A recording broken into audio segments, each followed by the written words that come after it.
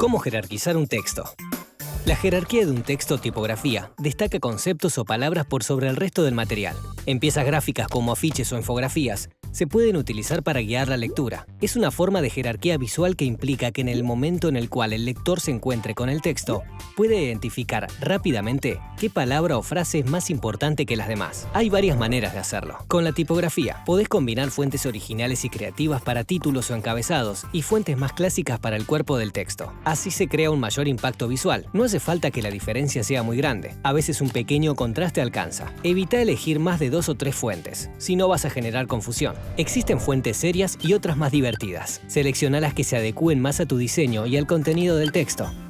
También ten en cuenta sus destinatarios. Lo más importante es siempre que la tipografía sea legible, con tamaños de tipografía diversos. El tamaño es una de las maneras más fáciles de generar contraste. Los elementos más grandes llaman la atención, por lo que para jerarquizar siempre es una buena opción un tamaño grande de tipografía. En el cuerpo del texto podés usar un tamaño más chico. Si vas a utilizar tamaños para jerarquizar, es recomendable que antes de comenzar establezcas escalas. Te van a ayudar a definir la relación entre los elementos del texto y las proporciones que llevará cada uno. Es muy útil en estos casos utilizar solo una tipografía. Utilizar variables tipográficas. Muchas fuentes poseen una variedad de estilos vinculados al espacio que ocupan, condensadas o extendidas, o con el grosor o peso de su trazo, por ejemplo, bold o heavy. Por otro lado, los programas que podés utilizar para trabajar el texto, ya sea un procesador o editor, casi siempre permiten aplicar los estilos negrita, cursiva y subrayado. También podés usar minúsculas o mayúsculas. El uso de estas variables puede hacer más llamativas algunas frases o palabras. Además, cada estilo se puede usar con una función diferente. Por ejemplo, negrita para destacar un concepto o cursiva para señalar una palabra en otro idioma, utilizando espacios en blanco. El correcto uso de los espacios es clave para que un texto se entienda. Un documento o una infografía con todo abarrotado confunde. Es importante que todos los elementos, imágenes y párrafos tengan espacio en blanco alrededor. La cantidad de espacio puede ser útil para jerarquizar. Los elementos distanciados serán más importantes que los que están juntos. En el caso de los textos, es importante aplicar alineaciones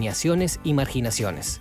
Por ejemplo, las citas suelen presentarse con una marginación y un interlineado diferente para que se distingan del resto del texto. Por medio de la dirección del texto, los textos suelen presentarse en líneas horizontales. Entonces, si un texto aparece en vertical o diagonal, seguro llamará la atención. También podés utilizar alguna deformación, mostrar al texto en forma de arco, siguiendo una ondulación o con la forma de algún objeto. Utilizando colores. Un detalle de color siempre resulta llamativo en un texto monocromático. Hay muchas maneras de utilizar color en la jerarquía. Las palabras pueden ser subrayadas, escritas o resaltadas. Los colores deben estar asociados al mensaje que se intenta transmitir. Por eso, es clave que realices asociaciones entre el contenido de tu texto y los significados que transmiten los colores que quieras utilizar. Por ejemplo, si es una infografía o un texto sobre el ciclo del agua, servirán los colores turquesa, verdes o azules. Acompañarán el contenido. Definir la importancia de los textos es importante para una buena jerarquización del contenido.